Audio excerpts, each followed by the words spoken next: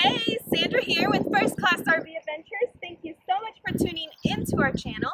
If you have not subscribed, make sure you hit the subscribe button below and also hit the little bell so that you get notifications every time that we share a new video with you.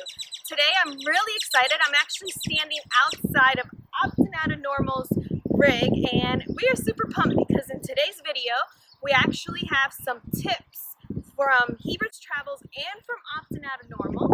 And these were actually interviews that we did before we met them in person. So we're really excited because here we are, actually parked right next to them again. We originally had met in Michigan. Well, I did. Lewis did not meet them. And it's so exciting because here we are. I hope you enjoyed these tips. See you soon. All right, so my name is John Hebert from Hebards Travels, like you said. And we got on the road last October 2016. Now, what is one tip that you would like to share for everyone that's considering this lifestyle? We have noticed, we've been doing this 17 months. You guys have been doing this for a little bit. We've noticed, and you guys probably have too, how many people are so attracted to what we're doing. And there's a lot more people doing it every day. So what is one tip, if you had to pick one tip to give that person, contemplating this lifestyle? It's the same tip I give everyone, is get a inspection. I don't care if it's new, used, your best friend owned it. Hire an inspector, and a proper inspection should take all day and cost about $500. And the reason why is, new, there can be tons of problems, and there usually are. Used, and the owner could think it's in perfect shape, but they might just not use it enough to have found the problems. And so you don't know. So you get your inspector, you have them dig through the rig and figure out if it's actually worth buying. And yeah, or if you can handle whatever repairs need to be done, because most people are looking at buying a used rig, and there's nothing wrong with that. You just have to make sure that you know what the problems are ahead of time. If it needs a new water heater, slide seals, or whatever, you go, all right, I can afford that, or I can do it myself. You don't want to get into it and find out that there's major problems that you can't handle or afford. Yeah, and there was actually there was one channel, I don't remember who it was, that actually happened to them.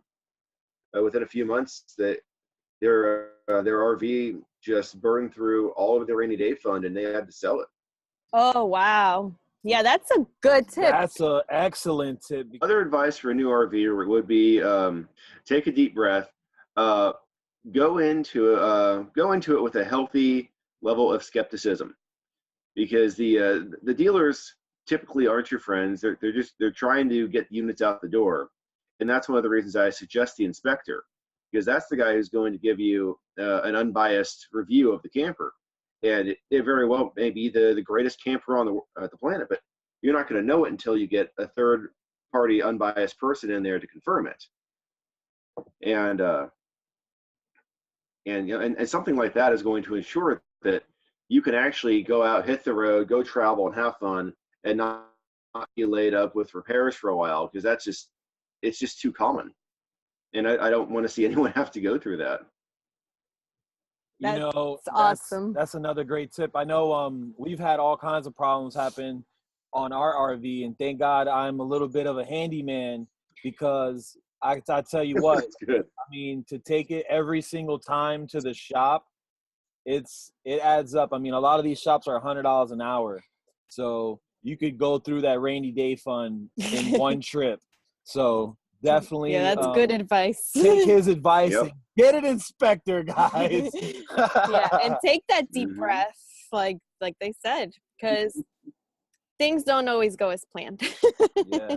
Yep. They just don't, and that's part of it. One more thing I'd like to add is that no matter how rough life might be, and whatever breaks or whatever goes wrong, the good times always outweigh the bad. The ability to take your house and go park it on a beach in Florida and walk out your front door and there's white sandy beach and seagulls, and then 2 months later you open your front door and you've got Mount Rainier sitting there. You can take your house to all these awesome vacation spots that you only ever dreamed of before. So when I talk about my sewer hose coming apart in my hands, it's like, whatever. I'm going to be doing something so awesome I won't even remember it. It's just another joke around a campfire. And it is. And and RVers will get together and we'll tell all these funny stories of things that have happened, and it's funny. It's not we're sitting around crying, moaning about it. We bond over it. It's such an amazing group of people that I love it. That's a fact. It's so true. I mean, where else do you get together with strangers and talk about poop stories and it's funny? Every conversation comes up with. Yes. Oh, that's too funny. I love it. That is great. Thank you for adding that. And those of you, contemplating this lifestyle, it's really a strong community. We've never met the Hebards in person, and we can't wait to meet them. It's all been virtual friendship building. Thank you. So this lifestyle, like, you do come into a community of other like-minded. So even if you don't have that support from friends and family, you will find a whole support from other nomadic, like-minded individuals. And it is really incredible, like, how the universe lines us up and makes us realize that there is more out there. And sometimes, we inspire each other to, dream bigger and push more. And the world is really one grand adventure. We are reminded daily with finding these like-minded people. So I am so glad that you guys did this with us today. I'm Justin. I'm Stacy. We are opting out of normal. We started this adventure back in March. I'm retired military. She's my retired military wife, and we're just looking for something different. Basically opting out of normal. But do you guys have one tip for anybody that is contemplating this lifestyle that you would love to share with them? I think the biggest thing is if you're willing to work, don't have any fears, because there are a ton of opportunities out there, that and if it doesn't work out, you can always go back to plan A. It's okay. It's okay if you don't like it. We've run across people who have tried this and they didn't like it, and so that's okay. It's not for everyone. But don't be scared. If you want to try it, try it. If it doesn't work out, you can always go back. It's not that big of a deal. The community is definitely huge. There's a ton of RVers out there that are doing it full time, and everybody in the RV community has been extremely helpful. If you have questions, there are a ton of people out there that are willing to give you their experiences. Yeah. And so, there's never been a shortage of people willing to share that information. I guess the biggest tip is, don't be scared. And then, if you have questions, if you don't understand something, if you want to find out more information, ask. I mean, there's tons of information out there. I think another thing is if you're able to leave debt free, because that's helped us a lot. Leaving with debt is hard if you don't have a full-time job.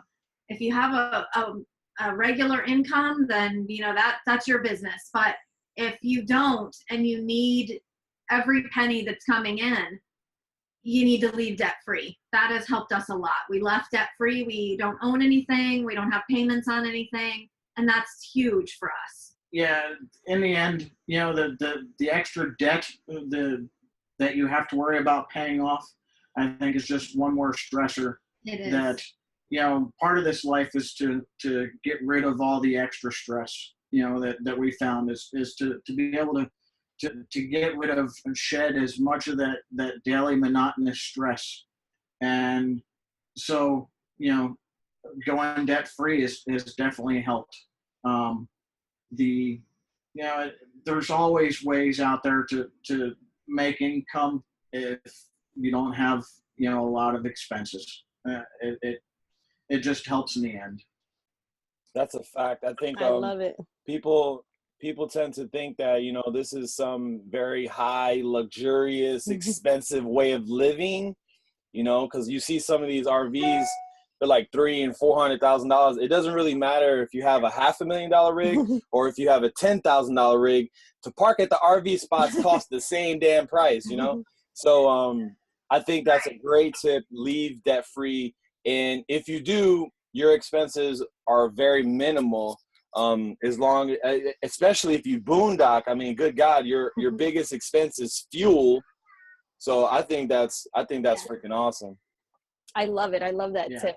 And about fear, yeah. Yeah. Because fear is something that's fake, and sometimes we don't realize it. We psych ourselves out over an event that might never happen in the future, which is it's literally insane. And most people, unfortunately, don't have somebody there to like, hey, snap out of that fear. It might never even happen. So I love that you guys brought that up too. And the RV community for sure. We like this, guys. We like this. I love it. I think it's so cool because everybody's willing to help. You actually just sparked the memory. You know, we've been doing this. It's about to be 18 months and a week and a half. And sometimes we forget things that we've gone through. And I remember when we first started, there was this horrible smell. It smelled like a gray water tank sitting. But our gray water tank was empty. I mean, nothing was like, it was so weird, and it stunk bad for about 2 days. And I was like, oh my God, the RV group. And I went in there and I asked, within literally a few seconds, I had a long list of what it possibly was. And it happened to be the battery out in the generator, which could have been a bad thing. Like when he took it out, it sparked, it could have set our RV on fire. So they literally saved our RV. We were totally new. We had no idea. And who would think? I wouldn't have thought that. What happened is that they had just a typical battery there that you would have in a car in the generator, and it got too hot. It was actually literally boiling. Yeah, it was boiling. The battery was boiling, and it was that battery acid, the sulfur that we were smelling, and it's right, you know, where our bedroom is. So yeah, we would have been we would have woke up with hot butts if if we catch that. So the tip out there, you guys, if you ever get a stinky smell, you have a generator. Check your battery first, then your gray water. So how funny. I totally had forgotten that. You sparked that memory when you said about the RV community, because it's so true. Talking about the RV community, actually, and he came out and helped. He saw that they had gone fishing, Lewis and our little one, our 5-year-old. And I came out because where we were boondocking, they had free electric, and the power went off. It suddenly just shut off. And I came outside and I'm like, OMG. So I was in the process of like pulling this thing out, and he came out and said, hey, do you need help? And so that goes to show you guys, I mean, they didn't know who we were. So thank you for helping. And I remember when he came home, I was like, our awesome neighbor came out and helped me. And then when we left, we didn't want to go knock because it was early. And I know we like sleeping in. So I was like, let me not go bother them. But we've on Instagram, we stayed in touch. Then we went on Facebook. And then so we've kind of just been keeping in touch and following each other's adventures. So it's so cool. So awesome. You know, I think that's a huge part of this lifestyle. You have time now to actually live. Yeah, your time is definitely more usable. And like with you guys, I see all your beautiful pictures with your kids. I mean, you have no idea the gift you're giving to those kids being able to do this. It is amazing. Oh, thank you. I think it's so, I love that you said that, because we really bond as humans. You know, we all bond through shared adventures. And I think that the reason that our friendships, us too, have grown in the RV communities, because there's shared adventures. Even if it's virtually, you have something in common and you're sharing like, ooh, I want to add that to my list. And how cool. I love that, guys. We've spot some fellow nomads.